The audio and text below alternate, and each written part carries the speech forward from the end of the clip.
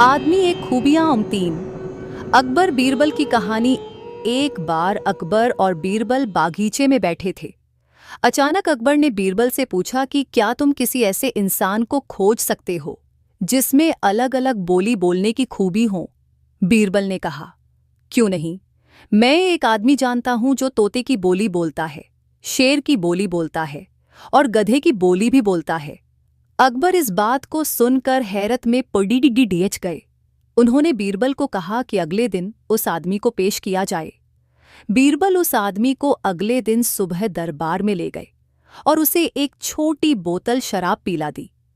अब हल्के नशे की हालत में शराबी अकबर बादशाह के आगे खड्डिद्धा था। वह जानता था कि दारू पीकर आया जानकर बादशाह सजा देगा, इसलिए वह गिड्ढा गिद्धाने लगा और बादशाह की खुशामद करने लगा। तब बीरबल बोले कि हुजूर, यह जो सजा के डर से बोल रहा है वह तोते की भाषा है। उसके बाद बीरबल ने वहीं उस आदमी को एक और शराब की बोतल पिला दी। अब वह आदमी पूरी तरह नशे में था। वह अकबर बादशाह के सामने सीना तान कर खड्डा था हो गया।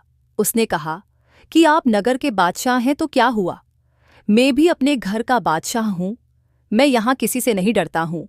बीरबल बोले कि हुजूर, अब शराब के नशे में निडर होकर यह जो बोल रहा है यह शेर की भाषा है। अब फिर से बीरबल ने उस आदमी का मुंह पकड़ी डांचे कर एक और बोतल उसके गले से उतार दी। इस बार वह आदमी लद्दिद्दिद्दिद्दिद्दिद्दिद्द हाथे गिरते पड्डिडिद्दाहते हुए जमीन पर लेट गया और हाथ पांव हवा में भांजते हुए मुंह से उलझुलुल आवाजें निकालने लगा।